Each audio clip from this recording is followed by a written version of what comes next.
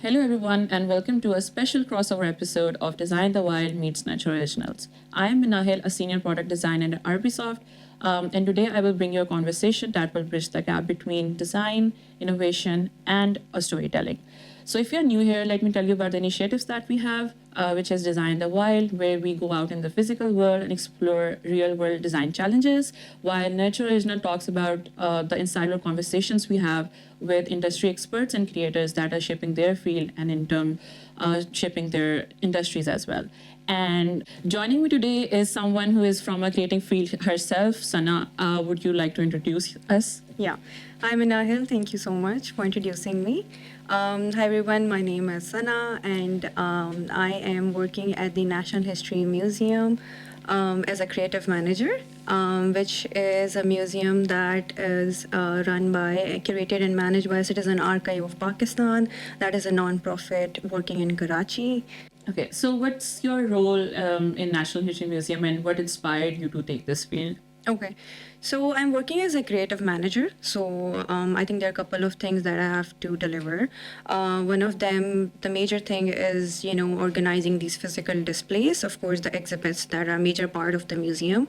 And then there are interactive displays that, we have to make sure that there is interaction and interesting interaction and engagement with the exhibits. Either it's on ground or we are trying to create like digital interaction for the visitors. I think thirdly, most important is to spread the awareness, educate people about what information we have, and increase the number of visitors to the museum. Okay. So, how do you opted for this field? What inspired you to take this field? Okay. I think my journey has been very long. So I just started as a graphic designer, and when I started I was like, okay, that's it, I'm just gonna be a designer. But then as you keep studying and growing, you keep learning new things, and you won't believe that I was looking at my career as like someone who will be working in the cosmetic industry or someone. And I ended up working in the museum, so it's like, okay, what happened? Yeah. So I think it's just because you keep getting inspiration from different things, and I got a chance to study at New York. And while I was in New York, I got the chance to visit a lot of museums.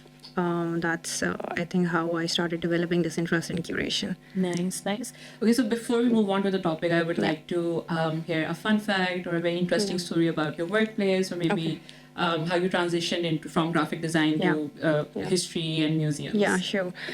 So actually, I think I was a very bad student, to be honest, and I never I was never keen of history. And museum sun ke, I think I'm sure many people just listen to the word history and they doze off abhi tak.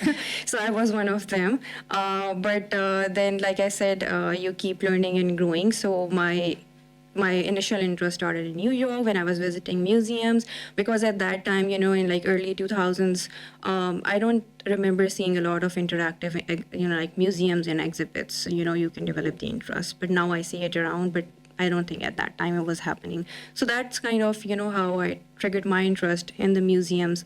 I started liking seeing, oh, this can be creative, and how can we, we can implement or, like creative side to the museums as well. And now I ended up here. Okay.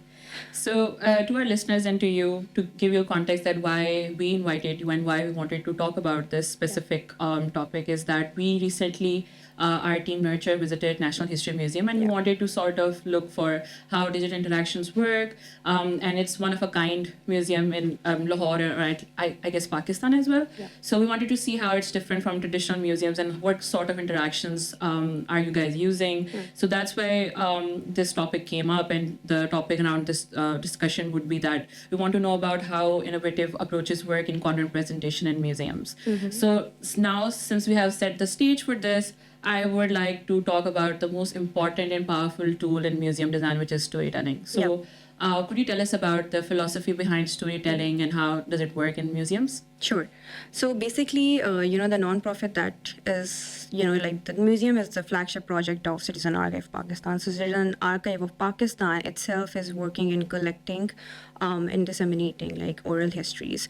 So basically, the idea was that, partition is a very significant moment in our history, right?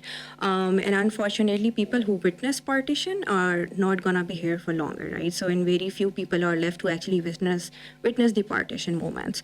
So, the idea behind creating this museum was specifically to gather the information, collect the stories, especially like we focus on that point that if they are narrating their own stories, what is better than that, right? So the point was that we collect and create something that just not like connect the elder people who have witnessed the history and partition, but also the younger generation that are coming. They need to listen those stories firsthand from the people who have witnessed partition. So I think that's like one of the methods again for presenting data or information, and we chose storytelling because it caters both audience that we're trying to reach, students, and the younger generation who is the future of the Pakistan and the history of Pakistan, people who have contributed their lives to have this country. So this is a platform that connects both generations, and I think we're fulfilling that. Very interesting. So since you said that you want to educate both the generations about what happened during the partition, and also when the visitor is coming to your museum, you also want to make sure that they are entertained as well. So do you find it very challenging to balance between the education part and the entertainment part of the exhibits? Yeah, like I said, I think the subject history and museums, both are those things that you really need to make interesting. Otherwise, you listen to the word history and you're like, abhi kisi se pooch lein, Pakistan Studies ki class, history ki class, how many people remember that, right? So I think हमारा challenge यही होता है सबसे बड़ा, how are you gonna convey that information that people are not ready to listen. That's why I think using the digital format for this museum, I think was a great idea, because we have to convey the information and history to our present generation, but then we have to tell it in a way that they will listen. So I think education-wise, we are doing great because, one of our major audience for the visitors are the students. So we have these school trips organized, like students are coming. We have these, like programs designed for the students, summer school, winter school. So idea behind it is to, make this concept of visiting museums and like studying history is not boring. It can be fun as well. So I think this is a bridge that we are bridging the gap there. Okay, yeah, that makes sense. I think for this generation, digital interactions are very important because we are a phone generation. That's true. So to keep their interest, I think that's very relevant. So during our visit, we noticed that there were so many sort of and different types of mediums that you use, like from physical artifacts to digital interactions to even interactive tools. We were opening and closing different stuff. So how do you decide which medium would go with a specific exhibit, and like what's the process of that? Okay, so first of all, you have to see, because our museum is covering a very major chunk of audience, right? So our bracket is not narrow that we can't decide, okay, we are just catering elders and all the children, right? So I think that brings, again, a little bit of challenge for us to design the content. But I think when we are designing, we have to keep in mind that we are making this museum accessible for everyone, every visitors, a person who has not yet been exposed to a lot of digital content, and a person who has maybe been very exposed to the digital content, right? So we have to kind of find this middle ground where we are, like introducing people to this concept of digital museum, but like not overwhelming them with the concept, that they're not understanding what is happening here. So you will see that isliye we have created this like fusion of the elements. So it's digital majorly, but we have also placed the artifacts and the 3D elements are there, to give the ambience there. Also, we have these museum guides in our museums who are very well educated and well informed, who are there to support the visitors throughout their tours, and tell them, if they don't know how to interact or how to learn about this. And we have seen visitors engaging for hours, so that's a success. Yeah. I think in person really touches the all basics of the interaction. Yeah. So you guys train them as well, the guides? Yeah. the guys come. So there's a separate team for that. There's an operations team who worked on that, and we have a museum manager. So like that comes under them. So. Nice. So, okay, so moving towards the innovation and technology part of the exhibit. So, we experienced technologies like AR, VR as well. There was a specific train section where there's an AR, VR experience where you have like, you wear those tools and you, a sort of experience would happen during the partition day. So, how do you sort of blend those traditional museum exhibits with technologies like these? What were some challenges, or what were some sort of like specific process of including that? Yeah.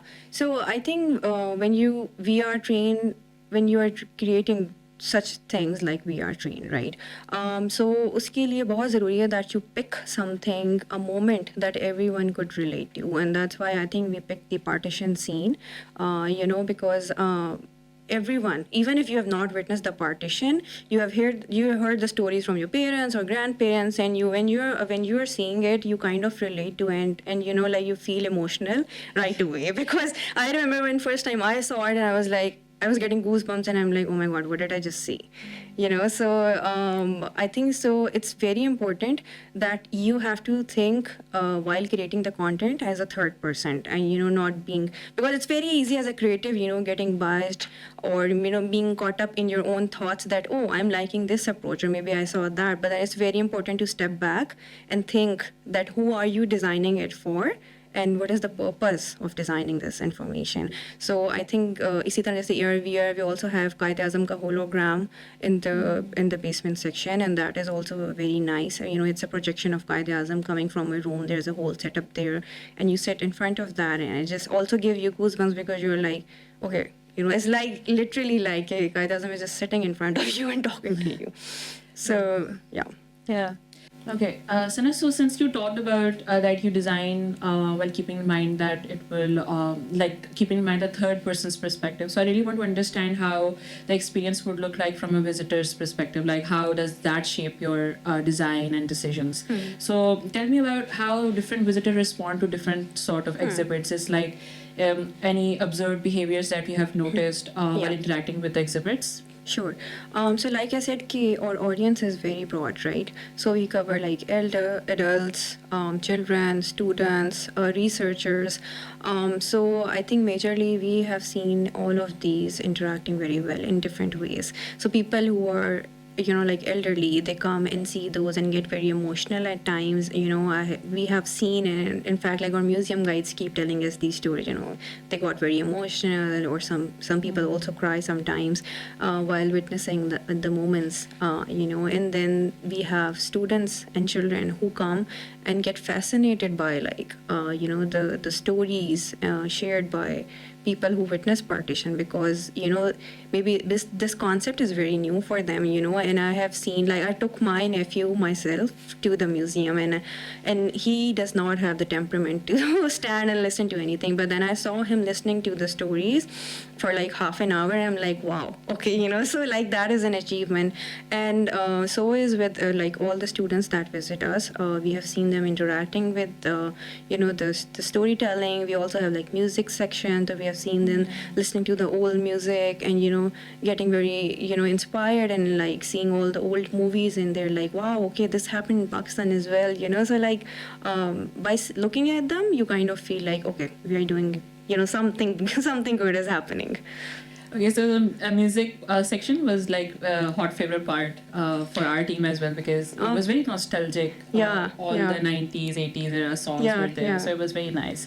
So coming from a product design perspective, when we design, accessibility is very important to us, because there's all kind of audiences, and museum is also for all kind of audiences, like you mentioned. So tell me that how does accessibility play a role in exhibit design, and how does your team ensure that everything is inclusive and accessible to all sort of audiences? Yeah, so like I said, that when you are designing the information, I think as a designer, it's a major principle when you're designing the information, it needs to be accessible, understandable, and engaging, right? So these are three elements that we're applying to the museum as well. So like I said, when you are using the technology, you have to be very mindful of the fact that your public has a major chunk of audience who might not be able to get it or enjoy it, right? I think it's about how you are going to break down the information. Especially if you're trying that more students and children come to the museum, then the information needs to be divided into chunks of information, or maybe divided into different segments. When you are doing, and then we also have to design. Okay, this will look visually create more impact. Then you see the exhibits design and all the visual layouts, and some of them hold a lot of value, like audio. When you're listening to the audio, so then there is like oral, you see a lot of oral histories playing, just creating, like, in fact, when you enter the museum, you will listen to the audios that are playing in the fasadat section, and then that itself is very grasping. Also that we have, when you enter, you can see the projection on the shirts, and that's showing the, it itself create a very nostalgic moment for the audience. Yeah, that makes sense. Yeah. And since you talked about that, there are oral sections, there are visual sections. So I'm really curious about how do you measure the success of these sections? For example, you said that somewhere we decide that visuals will make more impact. So how do you measure that success, that you took that decision and that's successful? Yeah. So do you have any specific story regarding that? Yeah.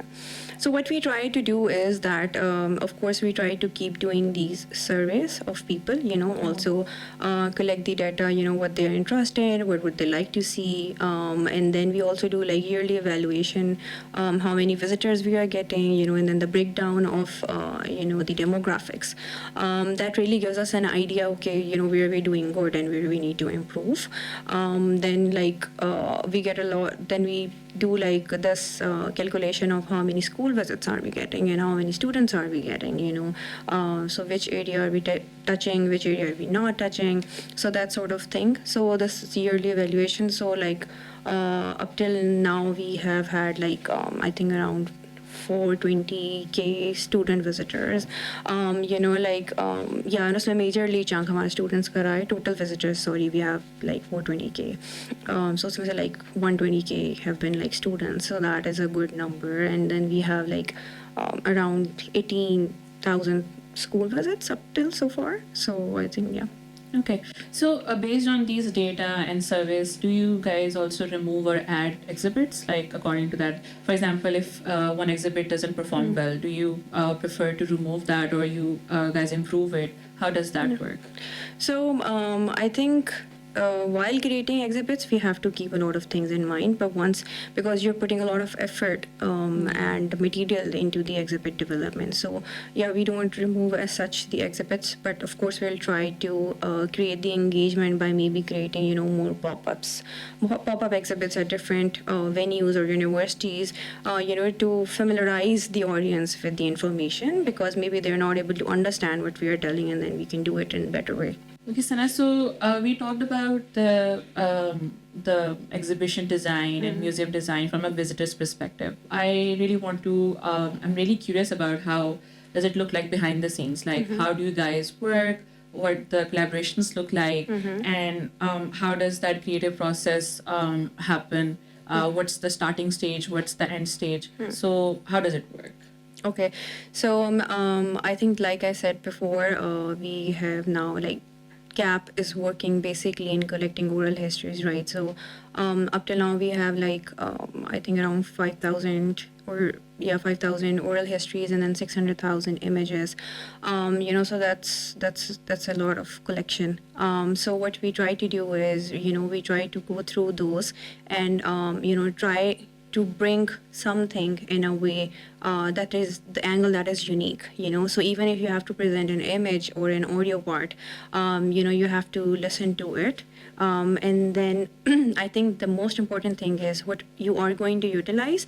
You have to find the relevance in the present, right? So I always say that's very important when you're using the history context and designing the content for the present. You have to find some sort of relevance. It could be around any significant day that's happening. It could be a Gayatri, 14 15th August.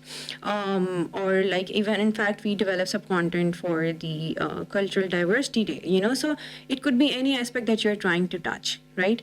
So you find a good content, find the context and relevance to the present, and then you develop the the ideation stage comes where you develop the mood boards, and then you do develop the color palette. And one thing that is very important is when you're working for an organization is to keep the vision, which organization is promoting, and you really have to keep the design and the branding similar to what they have been using, right? So you can keep improving, of course, keep introducing new elements, but it's very important that you don't change the visual language of that organization. So I think that is one of the key. Sometimes as a designer, you get carried away with creating something very abstract and new, and then, but then what happens is you kind of totally deviate from the actual vision of that process. So I think that is very important. Then, of course, once you have locked down the theme and the subject, what you're trying to promote, you can always sit and think, okay, so how can we expand, the visitors, and engage more people? So in order to expand the engagement, then you kind of look for the collaborations. It could be another organization working for the same cause, any other influencer who is working for the same cause, or even like we really try to do these collaborations with the universities, like NCA, LAMS, GC, Punjab University, because these people are actually the future of the country. And we were really surprised to see how interested they get, in participating in all of these. So yeah, these are a few things. So Sana, you talked about a lot of collaborations with different sort of people. There are so many stakeholders involved. There's so many decisions. So I imagine the process isn't without challenges. So how do you work with budget constraints, audience expectations, technology adaptation in a digital museum like National History Museum? And then you also talked about the brand and voice of the organization. So how do you keep up with all of these challenges and still come up with something? Yeah, I think so. Yeah, every collaboration has its challenges, and this collaboration is actually a very unique and strong collaboration because it's a partnership between, Citizen Archive Pakistan and Pakistan Horticulture Authority. It actually is good because it kind of covers different sectors of public that we are trying to reach out as well. But then, like I said, as we are a non-profit, so of course there are gonna be always few challenges and restrictions that we have to see. But I think those are also in terms of how should we be expanding, expanding the arts and culture information. How should we be reaching out to people? So I think, but in terms of deciding which way we should be proceeding, I think it's been a good collaboration. It's been pretty smooth, but then here and there small problems can come, but I think that's a part of any organization or any collaboration. Yeah, that's true. So I'm really surprised that horticulture is also part of this this museum, this collaboration. Yeah. And I think that's why they placed the museum inside that Greater Iqbal Park. Yeah. So how do you guys decided to place it inside the garden? Was it like audience oriented that people already come here, so they will visit the museum? So how does that work? I mean, area-wise it's good, but I think the major attraction is that it's near Minahil, Pakistan. I think so that kind of really highlights the significance of the museum itself, since it's majorly focused on partition as well. That creates a unique angle. Nice. Okay, so lastly, this is very design specific, and it would be for designers as well. What's the one key lesson that you have learned during creating these memorable exhibits and in museum design that every designer should know?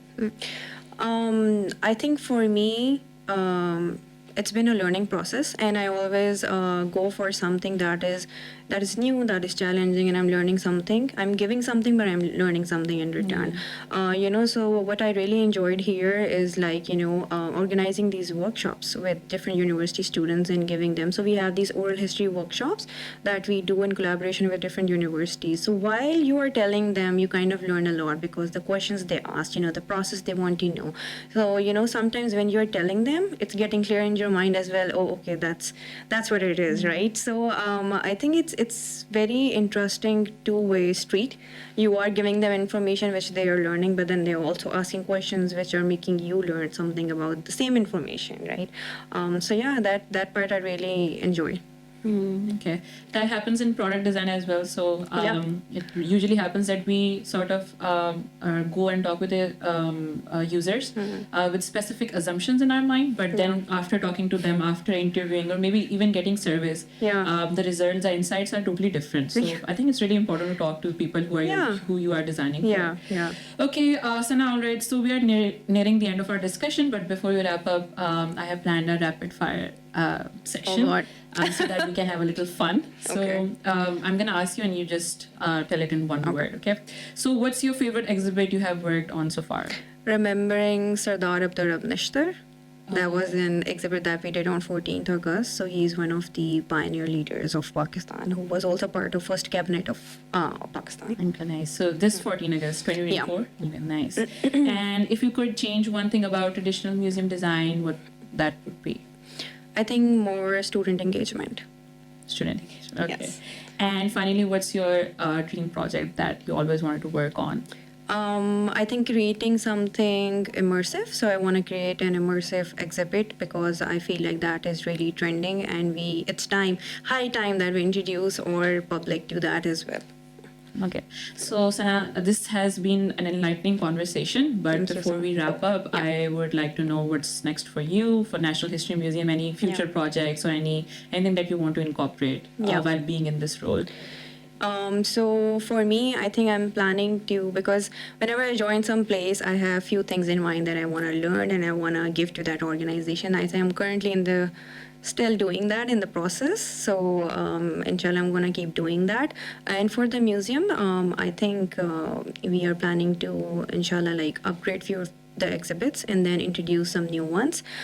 So guys, stay tuned and follow our page. It's National History Museum.